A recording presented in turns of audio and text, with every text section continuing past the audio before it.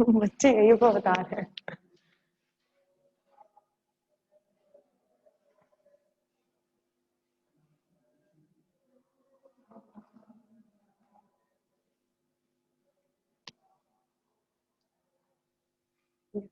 ठीक है, कल हमने टॉपिक जो पढ़ रहे थे उसका T2 निकाल दिया था, गतिज ऊर्जा दूसरे पार्टिकल की, दूसरे कण की गतिज ऊर्जा निकाल चुके हैं और आज हमें पहले वाले की निकालनी है। जो T2 निकाला था उसकी वैल्यू कितनी थी वो देखते हैं। Delta M C square, T2 जो था वो कल निकाला था हमने, del M C square 1 minus M2 upon M minus delta M upon 2m, ये निकाला था कल T2 के मान। ठीक है, और इसको समीकरण नंबर कितनी डाली थी, कुछ भी डाली होगी। आज जो निकालना है वो आपको पहले कण की गतिज ऊर्जा निकालनी है, पहले वाले कण की गतिज ऊर्जा निकाल के लानी है। हम ये पढ़ चुके कल वाले लेक्चर में कि T1 प्लस T2 जो है वो टोटल जो होता है वो किसके बराबर होता है, डेल्टा एम सी स्क्वायर के बराबर होता है। दोनों की गतिज ऊर्जाओं का मान डेल्टा एम सी स्क्वायर के बराबर होता है। T2 का मान इसमें रख दीजिए, किसका मान निकाल लेंगे हम, T1 का मान निकालेंगे। चलो T1 का मान निकालते हैं, कितना होगा, delta M C square minus T2, ये T2 का मान है, रख दीजिए इसमें। T1 बराबर delta M C square minus T2 का मान कितना है, ये रहा, delta M C square 1 minus M2 upon M minus delta M upon 2m। Solve करिए, T1 बराबर delta M C square, delta M C square, delta M C square common ले रही हूँ, कितना बचा 1 माइनस, और ये बचा आपका 1 minus M2 upon M minus delta M upon 2m। T1 बराबर delta M C square 1 minus minus 1 minus minus plus M2 upon M minus minus plus delta M upon 2m। 1 से 1 गया, T1 T1 बराबर क्या निकला, delta M C square M2 upon M plus delta M upon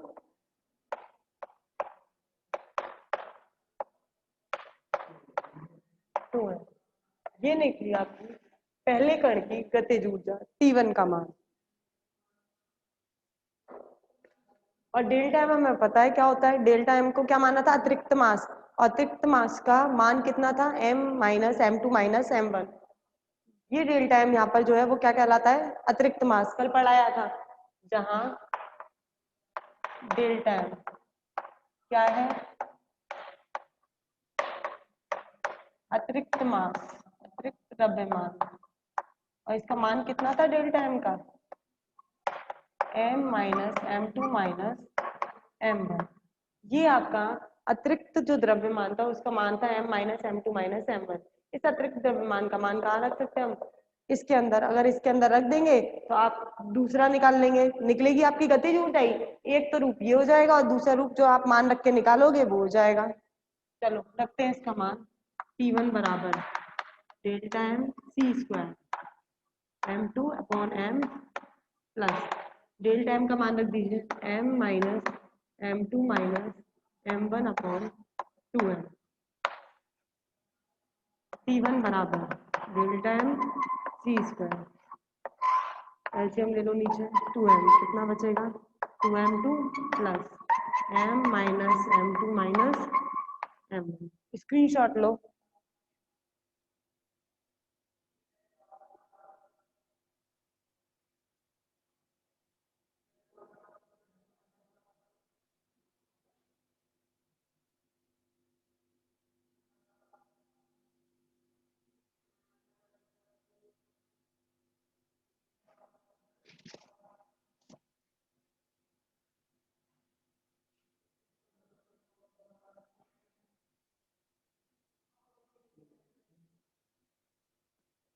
T1 बराबर delta M C square, क्या बचा 2m2 minus M2, कितना बचा M2 plus m minus m1 upon m। T1 बराबर delta m C square m2 upon m upon m minus m1 upon m। m तीनों के नीचे ले गए, m से m गया, 1 बचा। T1 बराबर delta m C square 1 plus m2 upon m minus m1 upon m। ये हो गई आपकी पहले कण की गतिज ऊर्जा। आपको गतिज ऊर्जा का मान निकाल के लाना था, T1 और T2 का मान वो निकल गया। टॉपिक कंप्लीट है, स्क्रीनशॉट ले लो।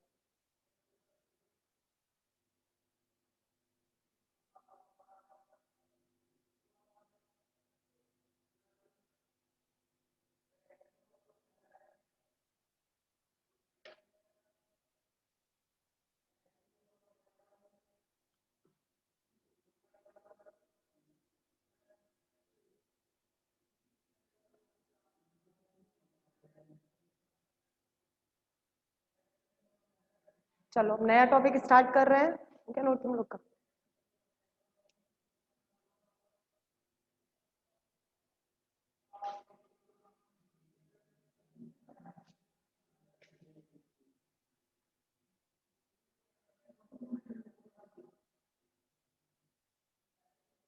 कल वाला टॉपिक कंप्लीट हो गया, नया टॉपिक स्टार्ट कर रही हूँ। दहली अभिक्रिया ऊर्जा होती क्या है ये बताऊंगी।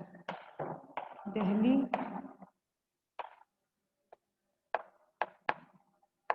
अभिक्रिया ऊर्जा नया टॉपिक है। Threshold reaction energy. दहली अभिक्रिया ऊर्जा, थ्रेशोल्ड रिएक्शन एनर्जी। देखो दहली अभिक्रिया ऊर्जा होती क्या है।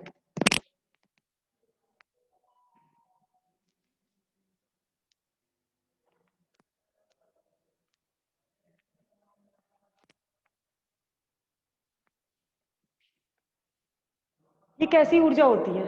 इसके अंदर क्या होता है, दो कण होते हैं, एक ये रहा, एक दूसरा ये रहा। ये दो कण है, ये तो कहलाता है लक्ष्य कण। लक्ष्य कण मतलब होता है जिसको आपको, जो आपका लक्ष्य है, इसको आपको इस कण से टकराना है। ये कण है, ये तो है प्रक्षेप्य कण। प्रक्षेप्य कण वो होता है जो टकराएगा, और लक्ष्य कण वो होता है जिससे टकराना है। प्रक्षेप्य कण मैंने माना ए है और बी माना मैंने लक्ष्य कण है। प्रक्षेप्य कण वो होता है जिसको टकराना होता है, और लक्ष्य कण वो होता है, प्रक्षेप्य कण वो होता है जिससे टकराना होता है, और लक्ष्य कण वो होता है जिससे टकराते हैं।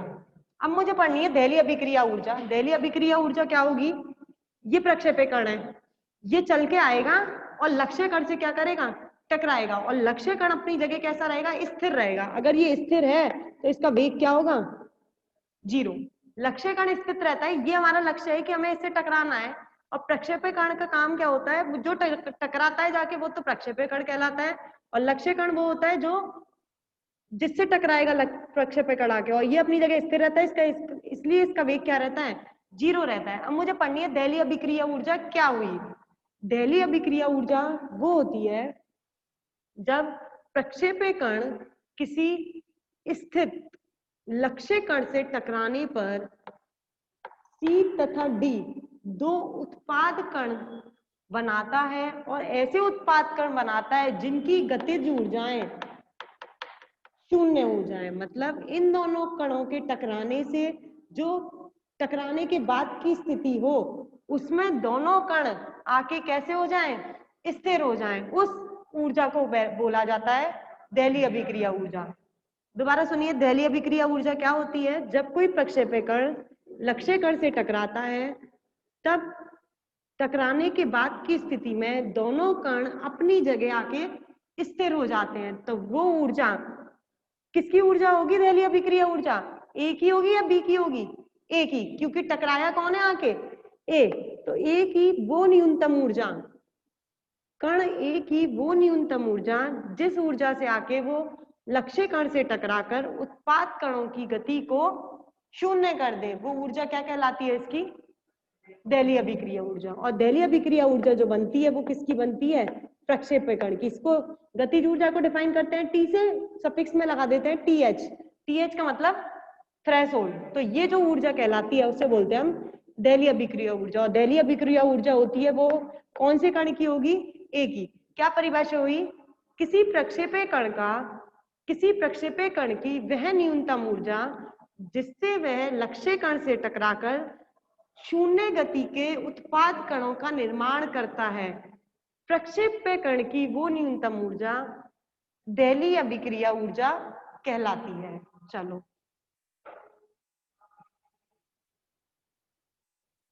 अब मुझे इसके अंदर जो मान निकाल के लाना है वो दहलीय अभिक्रिया ऊर्जा का मान निकालना है। ये कण ए है, ये बी है जिसे लक्ष्य कण बोलते हैं, और ये ए वाले को बोलते हैं हम प्रक्षेप्य कण। और ये दोनों कण कैसे कहलाते हैं आपके? उत्पाद कण। और ये ऐसे कण हैं जो टकराने के बाद अपनी जगह स्थिर हो गए। अगर स्थिर हो गए तो इनकी ऊर्जाएं क्या हो गई हैं? जीरो। इनकी गति क्या है? शून्य। इसका माना द्रव्यमान m1, m2, m3 तथा m4। ये मैंने कोई भी एक समीकरण है जिसका मास m1 है, m2 है, टकराने के बाद इनके जो द्रव्यमान है वो कितने बन जाते हैं? m3 तथा m4 हो जाते हैं। अब मुझे इन चारों के लिए जब टक्कर होती है तो मैं बताएं जो संवेग संरक्षण का नियम लागू होता है। टक्कर के अंदर आपने एक बात पढ़ी है कि टक्कर में संवेग हमेशा संरक्षित रहता है, भली वो आपकी प्रत्यास्थ टक्कर हो या अप्रत्यास्थ, दोनों टक्करों के अंदर संवेग क्या रहता है? संरक्षित रहता है। और ऊर्जा का संरक्षण होना डिपेंड करता है कि आप कौन सी टक्कर पढ़ रहे हैं, प्रत्यास्थ पढ़ रहे हैं या अप्रत्यास्थ। अगर प्रत्यास्थ पढ़ते हो तो संरक्षित रहेगी ऊर्जा, लेकिन अप्रत्यास्थ के अंदर ऊर्जा संरक्षित नहीं रहती है। अब आपको ये टक्कर है, अगर टक्कर है तो इसके अंदर संवेग तो संरक्षित रहेगा, संवेग संरक्षित रहेगा। और जो चैप्टर पढ़ रहे हो आप, चतुर्विम चैप्टर पढ़ रहे हो, तो इसका मतलब आप इसका जनरल संवेग नहीं लोगे। आप जो संवेग लोगे वो कौन सा संवेग लेके चलेंगे यहाँ पर? चतुर्विम संवेग। इसका चतुर्विम संवेग, दोनों कणों का चतुर्विम संवेग इन दोनों कण के चतुर्विम संवेग के बराबर होता है। चलिए, पहले कण ए का चतुर्विम संवेग लिख रहे हैं। किसी कण, किसी प्रक्षेप्य कण ए का चतुर्विम संवेग, और कण ए की जो ऊर्जा होगी वो ही आपकी दहलीय अभिक्रिया ऊर्जा होगी। पहले इसके लिए निकाल रही हूँ। इसका चतुर्विम संवेग माना P1 म्यू, इसका माना P2 म्यू, इसका माना P3 म्यू, और इसका माना P4 म्यू। पहले मैं इसके लिए निकाल रही हूँ चतुर्विम संवेग। प्रक्षेप्य कण ए का चतुर्विम संवेग कितना होगा? P1 mu. चतुर्विम संवेग क्या क्या क्या होते हैं? Px, Py, Pz iota E upon C. Px, Py, Pz को तो मैं जनरल लिख रही हूँ P1, पहले कण का है इसलिए P1 लिखा है, नहीं तो ये केवल P रहता। Px, Py, Pz, इसको ही P को ओपन करते हो, I cap Px, J cap Py, K cap Pz। तो इसके अंदर तीन तो वैसे ही आ चुके हैं, P वेक्टर लग गया है, और पहले कण के लिए है तो इसलिए मैंने ये कण के लिए P1 लगाया।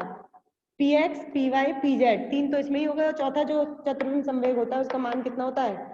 Iota E upon C. ये आ गया आपका, और पहला कण है तो E की जगह क्या रहेगा यहाँ पर? E1। ये आ गई समीकरण नंबर 1। मैंने लिखा है प्रक्षेप्य कण का चतुर्विम संवेग। अब मैं लिख रही हूँ लक्ष्य कण का चतुर्विम संवेग। लक्ष्य कण का चतुर्विम संवेग। लक्ष्य कण का चतुर्विम संवेग किससे डिनोट करा है हमने? P2 म्यू से। कितना होगा? P2 comma iota E2 upon सी। लेकिन हमें ये पता है जो लक्ष्य कण है वो अपनी जगह स्थिर है। अगर स्थिर है तो इसका संवेग क्या होगा? जीरो, क्योंकि एम बी। और ये स्थिर कण लेके चले, लक्ष्य कण कैसा है? स्थिर है, तो इसका वेग जीरो होगा। अगर वेग जीरो है तो संवेग भी क्या होगा इसका? जीरो। तो कितना होगा? ये zero comma iota E2 upon C. ये आ गई इक्वेशन नंबर 2। स्क्रीनशॉट लो।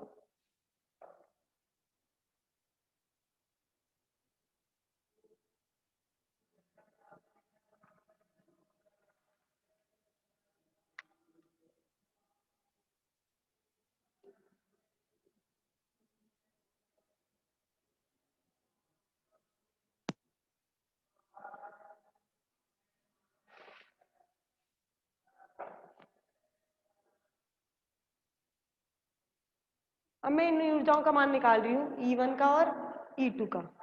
कैसे निकालते हैं देखिए, हमने ऊर्जा संवेग आपेक्ष के सिद्धांत पढ़ा है। क्या होता है? ऊर्जा संवेग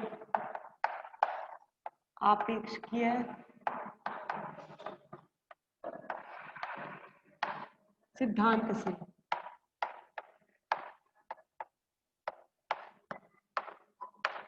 क्या होता है? ऊर्जा संवेग आपेक्षीय सिद्धांत E² C² जो होता है P² C² plus m0 square C4 के बराबर होता है।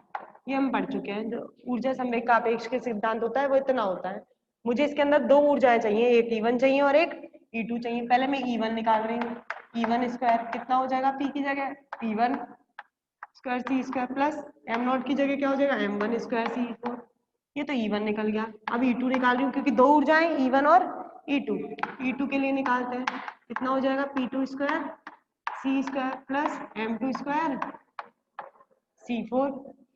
लेकिन हमें पता है जो दूसरा कण है लक्ष्य कण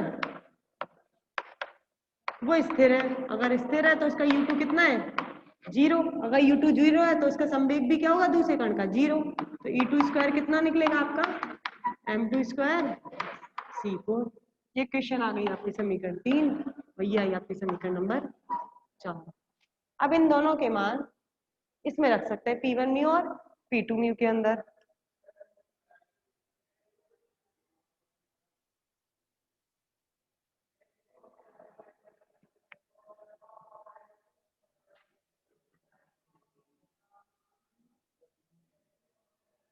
अब मैं पहले, हमें पता है चतुर्विम संवेग जो होता है वो टक्कर से पूर्व और टक्कर के पश्चात दोनों बराबर रहते हैं। जो इसका संवेग है वो हमेशा क्या रहता है? संरक्षित रहता है, टक्कर से पहले और टक्कर के बाद। टक्कर से पहले चतुर्विम संवेग कितना होगा? P1 mu plus P2 mu. और टक्कर के पश्चात चतुर्विम संवेग क्या होगा? P3 म्यू और P4 म्यू। और दोनों क्या रहेंगे आपके? बराबर रहेंगे। पहले मैं टक्कर से पूर्व चतुर्विम संवेग का मान निकाल रही हूँ, P1 mu plus P2 mu का।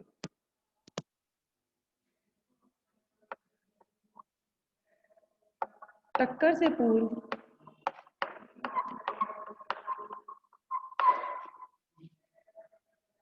कण ए तथा कण बी का चतुर्विम संवेग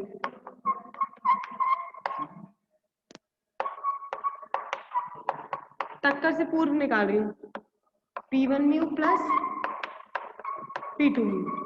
और इसको टक्कर से पहले जो मान रही हूँ P1 mu plus P2 mu, वो कितना मान रही हूँ? P म्यू के बराबर। और टक्कर के बाद P3 mu plus P4 mu, जो कि किसके बराबर होगा? इसी के बराबर होगा। चलो P1 म्यू का मान रखो। P1 म्यू का मान ये रहा, P1 comma iota E1 upon C। P1 comma iota E1 upon C plus P2 mu का रखिए 0 comma iota E2 upon C। 0 comma iota E2 upon C। Screenshot लो पहले।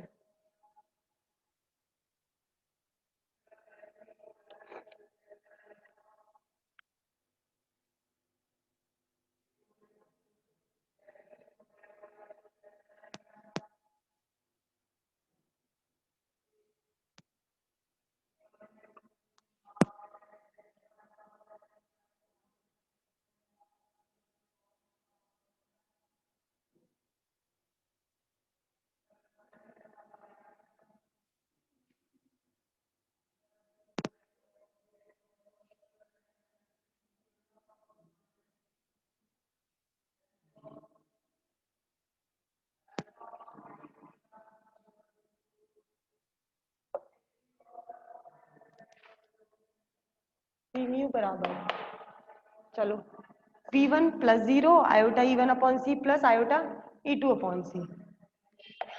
P1 plus 0 iota E1 upon C plus iota E2 upon C। P mu बराबर, ये तो बचा P1 iota upon C common आ गया, कितना बचा? ये P1 प्लस E2। ये डाल दीजिए समीकरण नंबर 5। ये आपका कुल संवेग का मान निकला है टक्कर से पहले के लिए। अब देखो, ये जो पढ़ रहे हैं आपने जो भी लिया संवेग P1, P2, P3, P4, ये जब लिया है हमने एस तंत्र के अंदर लिया है, मतलब लेबोरेटरी फ्रेम के अंदर। अब प्रयोगशाला तंत्र में बात करी अभी तक, अब मैं इसे बात कर रही हूँ सीएम तंत्र में। जब सीएम तंत्र में पढ़ोगे निर्देश तंत्र में, जहां पर आपने P1, P2, P3, P4 लिए वहां पर डैश लग जाएगा, P1 dash, P2 dash, P3 dash और P4 डैश। अब ये तो अभी तक जो समीकरण नंबर 5 तक निकाला है वो निकाला है आपने प्रयोगशाला निर्देश तंत्र में। अब मैं इसी को निकाल रही हूँ सीएम तंत्र के अंदर। आगे लिखो, सीएम निर्देश तंत्र में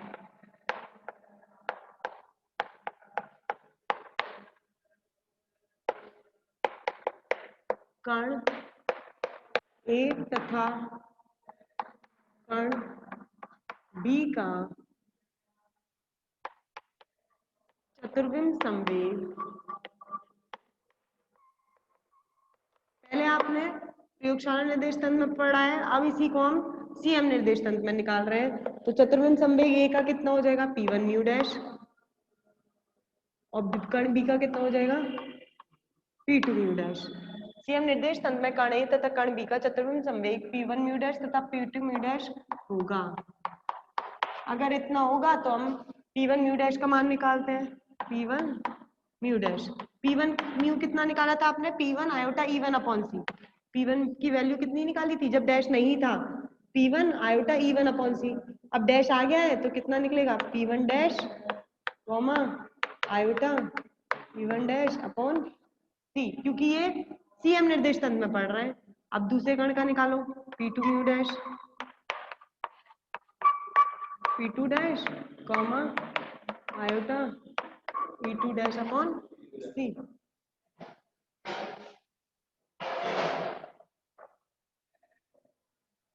इसको डालना है क्वेश्चन नंबर 6 और ये डालना है क्वेश्चन नंबर 7। ये निकाला है आपने सीएम निर्देश तंत्र के अंदर कण ए तथा कण बी का चतुर्विम संवेग, और P1 म्यू P2 म्यू आपका प्रयोगशाला निर्देश तंत्र के अंदर कण ए तथा कण बी का चतुर्विम संवेग है। अब चलो अब इसका लगाते हैं। टक्कर से पूर्व कण ए तथा कण बी का चतुर्विम संवेग हमने ये लिया था। अब सेम टक्कर से पूर्व कण ए तथा कण बी का चतुर्विम संवेग कितना हो जाएगा, कुल P mu dash P1 mu dash plus P2 mu dash.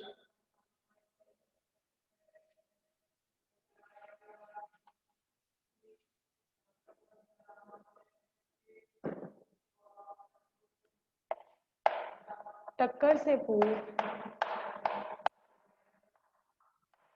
CM निर्देश तंत्र में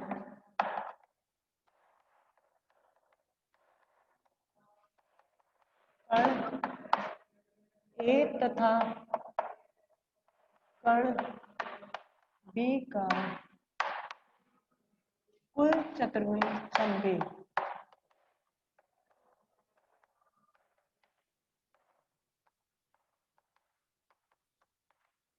P म्यू डैश कितना आएगा, P1 mu dash plus P2 mu dash. P mu dash बराबर P1 म्यू डैश की वैल्यू कहाँ है, P1 dash comma iota P1 dash upon C. P2 mu dash की P2 dash iota P2 dash upon C. P mu dash बराबर P1 dash plus P2 dash comma iota upon C P1 dash plus P2 dash. और हमें पता है CM तंत्र के अंदर, CM निर्देश तंत्र में कुल संवेग जो होता है वो शून्य होता है। तो P1 dash plus P2 dash का मान कितना होगा आपका, 0। हम जानते हैं, रिजॉइन करिए।